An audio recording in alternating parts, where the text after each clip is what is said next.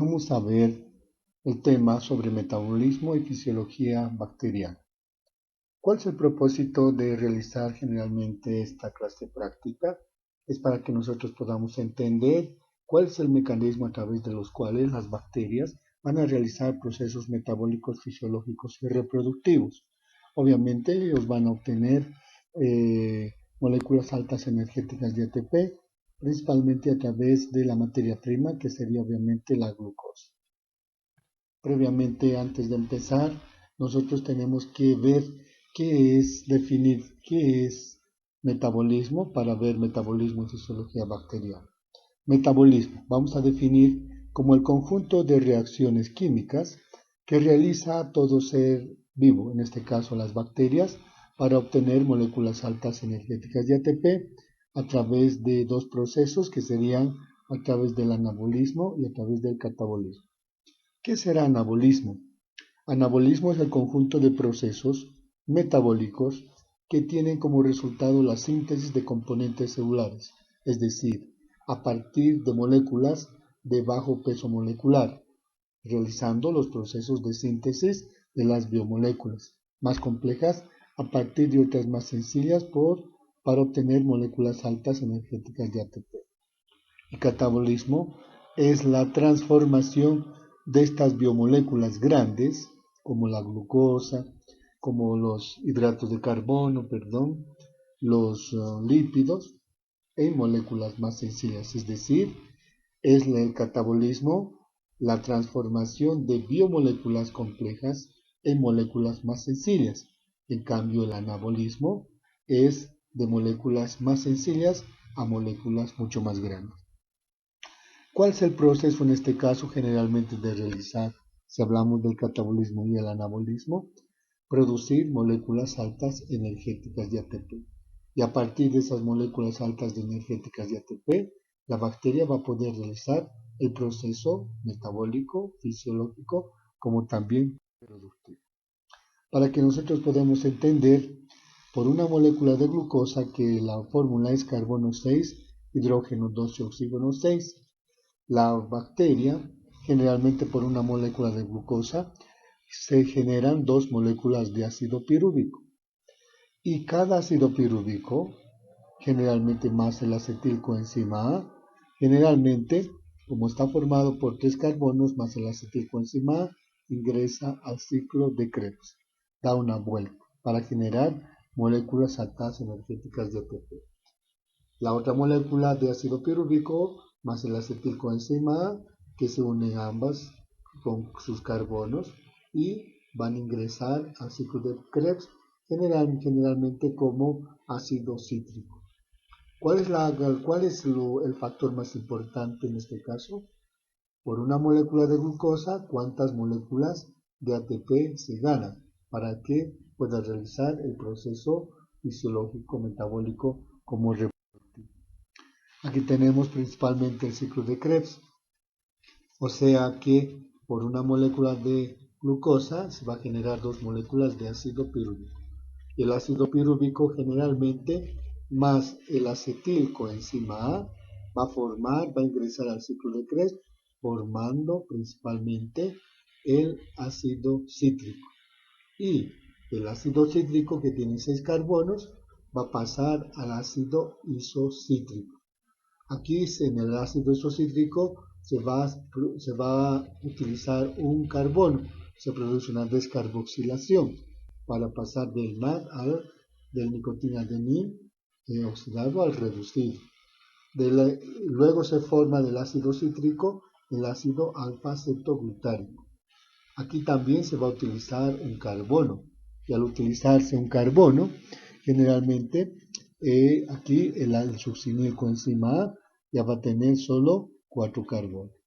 Luego pasa por la posición de los carbonos del succinilcoenzima A al ácido succínico. Y aquí generalmente pasa del FAD oxidado al reducido, para dar lugar al ácido fumárico con 4 carbonos. Por la posición de carbonos da lugar al ácido málico, que también tiene 4 carbonos, y aquí también se va a generar del nicotinadienil dinucleótido del oxidado al reducido. Entonces del ácido málico pasa al ácido oxalacético con 4 carbonos. Fíjense, esta es una vuelta en el ciclo de Krebs. Por una molécula de glucosa da una vuelta y generalmente el ácido pirúvico. Y el otro ácido pirúvico da otra vuelta, o sea, da 2 vueltas. ¿Cuál es lo importante en el ciclo de Krebs? Generar o ganar moléculas altas. Está constituido por agua, componentes orgánicos, y componentes o sustancias inorgánicas, de un 2 a 14%. En estos casos es importante determinar que generalmente estas sustancias inorgánicas, dentro de estas tenemos el calcio y el magnesio, que forman parte de la pared celular, el potasio a nivel de los ribosomas, el sodio en el citoplasma, el fósforo y el azufre en los ácidos nucleicos y el cloro también a nivel del citoplasma. Una vez que nosotros hemos visto la composición química, ahora vamos a ver principalmente los factores nutricionales. Y si hablamos de los factores nutricionales, ¿qué componentes necesita la célula bacteriana? En este caso, fuente de carbono. El carbono es un factor principal, que es una fuente energética que utiliza la bacteria. ¿Para qué? Para generar energía. Y es por esa causa que principalmente es importante determinar que si hablamos de carbono, es necesario la glucosa o los hidratos de carbono, componentes principales, en el caso de las componente principal alimentario de la bacteria. De acuerdo principalmente a la obtención de fuente de carbono, podemos nosotros clasificar en bacterias autótrofas o litótrofas. Son bacterias que utilizan agua, sales inorgánicas y dióxido de carbono. En cambio, las bacterias heterótrofas, o llamadas también organótrofas, van a utilizar como componente principal generalmente la glucosa. Está formada por 6 carbonos. Fuente de nitrógeno. ¿De dónde obtienen las bacterias? Obtienen del nitrógeno atmosférico. También obtienen de la desaminación, principalmente de los aminoácidos. Fuente de azufre. Es importante determinar de dónde obtienen de las coenzimas y de las enzimas. Fuente de fósforo, principalmente como es para generar las moléculas altas energéticas de ATP. Los obtienen de las moléculas altas energéticas de ATP, de los ácidos nucleicos, de las coenzimas, de los nicotina-adenil dinucleótido o de los nicotina-adenil dinucleótido fosfato. Y finalmente, ¿qué más requieren? Fuente de minerales. ¿Y de dónde obtienen la fuente de minerales? Generalmente requieren sodio, potasio, calcio, magnesio y cloro, que obviamente los van a obtener del medio externo o en el momento generalmente del intercambio de sustancias. Una vez que nosotros hemos visto la composición química, los factores nutricionales, ahora tenemos que ver cuáles son los factores externos o ambientales que utiliza la bacteria para poder realizar estos procesos.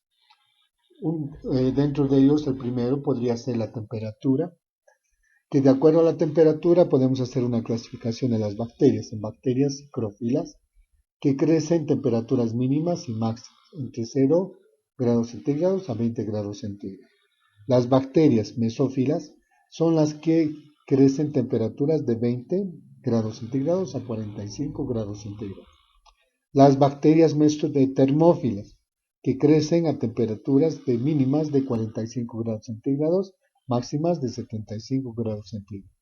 Y las bacterias termodúricas, su nombre bis, temperaturas de 75 hasta 85 grados centígrados. O sea que la temperatura es un factor primordial. Luego pasamos a otro factor externo, el oxígeno. De acuerdo a la captación, cómo se desarrolla en presencia o ausencia de oxígeno, podemos clasificar en bacterias aerobias obligadas, las que se desarrollan con presencia de oxígeno molecular. Bacterias anaerobias obligadas, las que se desarrollan en ausencia de oxígeno. Y las bacterias anaerobias facultativas, que pueden desarrollarse con o con presencia de oxígeno o en ausencia. El pH. ¿Qué es el pH?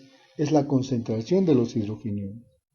El pH en el cual desarrollan las bacterias patógenas al hombre son en pH de 7.2 a 7.6. O sea, las bacterias patógenas al hombre son bacterias casi neutrófilas. Entonces, vamos a decir que llamamos bacterias neutrófilas que crecen a un pH de 7. Bacterias alcalófilas, un pH mayor de 7. Y las bacterias acidófilas, pH menores de 7. Por lo tanto, ¿cuánto es el pH en el cual se desarrollan las bacterias patógenas? De 7.2 a 7.6, no se olvide. La presión osmótica juega un rol muy importante. Tenemos las bacterias halófilas. Se llaman así porque ellas pueden soportar concentraciones de 0,1 hasta 1%, pero estas no son patógenas al hombre. El dióxido de carbono, que es un factor importante, de acuerdo al dióxido de carbono, a la obtención, tenemos las bacterias psicrófilas.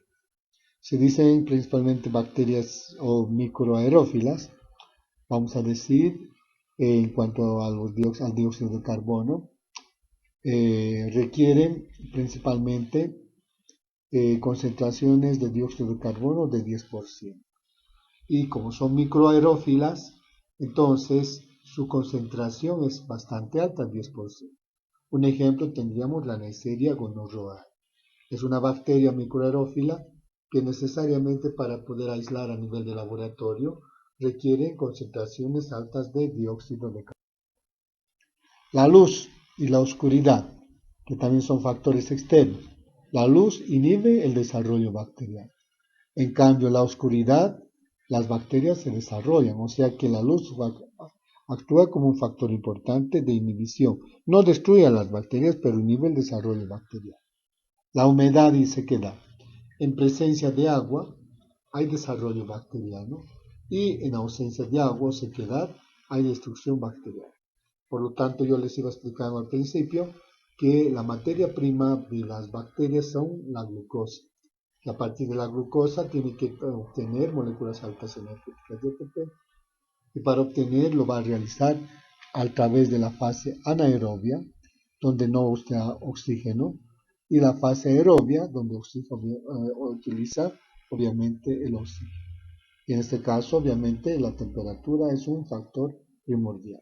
Y si hablamos de la fase anaerobia, también puede obtener a través de la fermentación, en ausencia de... Y es por esa causa, si hablamos de la fermentación, ¿qué será la fermentación? La fermentación es la obtención de energía, donde el hidrógeno pasa al aceptor orgánico sin la intervención del oxígeno. Y dentro de estos tenemos muchos tipos de fermentación. Vamos a mencionar solo algunos. Tenemos la fermentación alcohólica, que obviamente realizan las levaduras, donde al utilizar la glucosa como procesos metabólicos de la glucosa se tiene el alcohol. La fermentación hemoláctica, que generalmente son bacterias lácticas que utilizan la glucosa, en este caso generalmente podría ser la lactosa, que generalmente van a desdoblar para producir ácido láctico. Y estas son bacterias, principalmente vamos a decir bacterias alimenticias, que obviamente desdoblan la lactosa y ¿cuál es el producto? El ácido láctico, en este caso el yogur. La fermentación butilenglicólica generalmente es producida por las enterobacterias, bacterias de la región gastrointestinal, que generalmente el piruvato, como desdoblamiento del piruvato, se obtiene la acetoína. Luego tenemos la fermentación ácido butírico, que generalmente utilizan especialmente las bacterias anaerobias estrictas, que desdobla el ácido butírico. Luego tenemos la fermentación ácido mixta, que es producida por las enterobacterias y generalmente como productos de la degradación del piruvato se tiene ácido fénico, ácido acético y ácido láctico. Obviamente todos estos componentes de la degradación nos sirven como mecanismos generalmente para su identificación. Y luego tenemos la fermentación propiónica, que generalmente es causada por el propionibacterio, que desdobla la glucosa en ácido propiónico. Y la respiración. La respiración es un proceso a través del cual también se obtienen moléculas altas energéticas de ATP. Y por eso generalmente se combustiona con liberación de electrones. ¿Y cuál es el producto final? El oxígeno. Y aquí conocemos dos tipos de respiración. La respiración aerobia, como aceptor tenemos el oxígeno, y la respiración anaerobia tenemos como aceptor generalmente de electrones e hidrógeno, que principalmente tenemos los nitratos, los nitritos, como productos generalmente de la degradación. Para que podamos entender, por ejemplo, muchas bacterias cuando van a actuar sobre las proteínas, ¿qué son las proteínas? Son biomoléculas, generalmente bastante grandes. La base principal de las proteínas son los aminoácidos. Y para que nosotros podamos entender, aquí tenemos, por ejemplo, una célula bacteriana. Al querer utilizar las proteínas, no pueden. ¿Por qué? Principalmente las proteínas son moléculas bastante grandes. En cambio, las bacterias son pequeñas. ¿Y qué hacen en este caso? Las bacterias producen unas enzimas llamadas peptidasas. ¿Y qué van a hacer? Van a desdoblar las proteínas en polipéptidos. Y estos polipéptidos que serían productos de la degradación debido a que han actuado las peptidasas producidas por las bacterias. Pero fíjense, la bacteria sigue siendo pequeña, entonces producen otras enzimas que son las peptidasas intracelulares que van a romper los polipéptidos y que se van a producir los aminoácidos. Y las bacterias ya van a poder utilizar generalmente los aminoácidos como mecanismos, por ejemplo, nutricionales, etc. Y los aminoácidos, como tenemos aquí, este es un aminoácido. ¿Qué serán los aminoácidos? Es la base principal y estructural de las proteínas. Y debido a la degradación de las proteínas se tienen los aminoácidos. Entonces, como producto de la degradación de los mismos aminoácidos, se tienen dos procesos, la descarboxilación y la desaminación. ¿Qué es la descarboxilación? Es generalmente cuando se ataca a nivel del grupo descarboxilo del aminoácido y como producto se tiene el dióxido de carbono, un grupo amino, y se tiene la arginina, la lisina, la ornitina, que las bacterias que obviamente nosotros utilizamos como mecanismos principalmente para identificación. Y como productos de la desaminación se tiene generalmente a nivel del grupo amino, generalmente se tiene el cetoácido más el amoníaco, como la fenilalanina.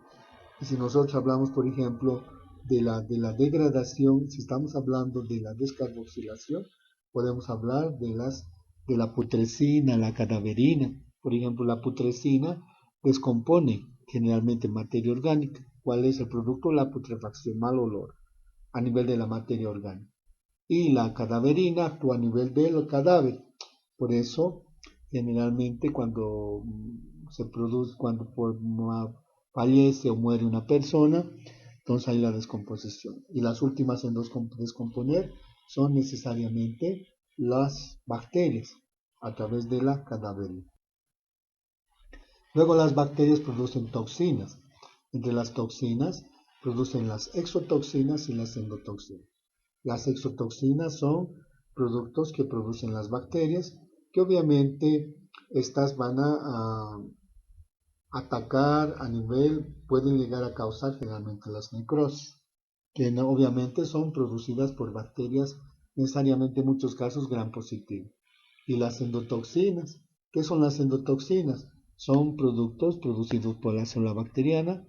Cuando se rompe la pared celular, la endotoxina es liberada para ir por el flujo sanguíneo hasta el centro termorregulador del hipotálamo, va a captar y que va a mandar un mensaje que va a ser la fiebre. También las bacterias, de acuerdo al proceso metabólico, producen las bacteriocinas. ¿Y qué son las bacteriocinas?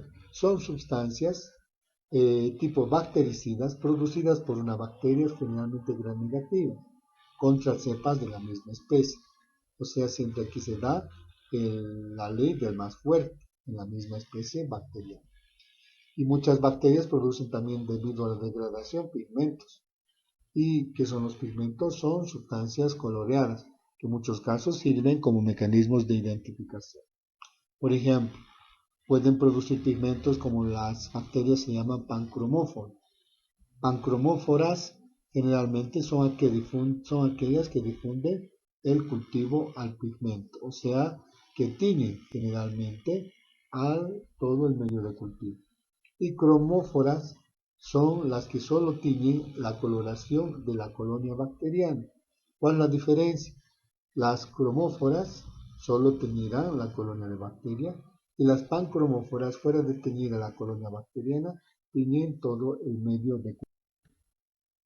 Muy bien, muchas gracias.